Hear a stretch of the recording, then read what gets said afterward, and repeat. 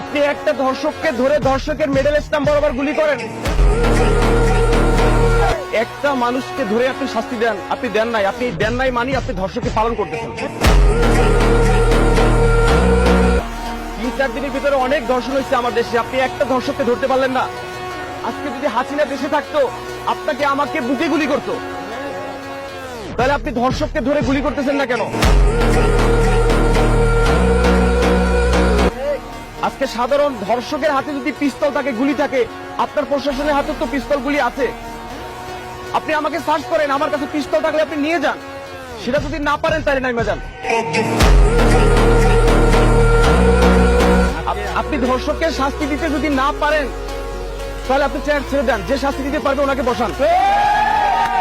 আমার দেশের মা বোন যদি নিরাপত্তায় না থাকে, আজকে আপনার মেয়েকে ধর্ষণ করলে তো আপনি কান্নাকাটি শুরু করে দিতেন ভাই।